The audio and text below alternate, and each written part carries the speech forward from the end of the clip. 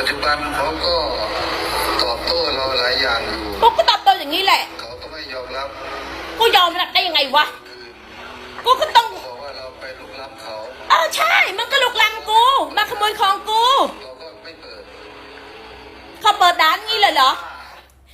มึงพูดผิดมึงพูดใหม่ได้นะกูรู้นิสัยนายกของกูดีเขาไม่งอมึงหรอกไอ้จิบหายกูงอได้ยังไงวะประเทศกูก็มี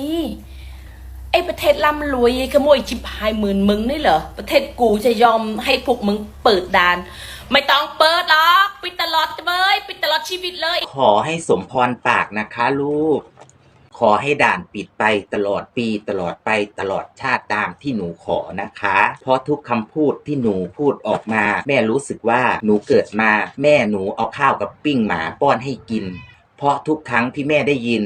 จึงมีกลิ่นสาบของสันดานหมารวมถึงพฤติกรรมอันต่ำช้าที่เหมือนมารดาเอาสัตว์มาผสมพันธุ์จึงเกิดมาครึ่งคนครึ่งเดรัจฉานมีจิตใจเป็นซาตานสันดานสัตว์ในร่างคนสิงสู่อาศัยกายที่หยาบโลนในร่างคนเพื่อสร้างกรรมทำอับปรีมีความต่ำตมในใจที่ล้นปีจึงแสดงออกทางวจีและกิริยาสมองคิดแต่เรื่องชั่วช้าจึงบัญชาเอาหมาไว้ในปากชีวิตผูกติดกับหาลากนิสัยปากจึงชอบเห่าเหมือนหมากิริยาจึงสะทุนและต่ำตมเพราะชอบสะสมแต้มความจันไรเก็บไว้ใช้ในปากที่อับปีมีความเลวนั้นคงที่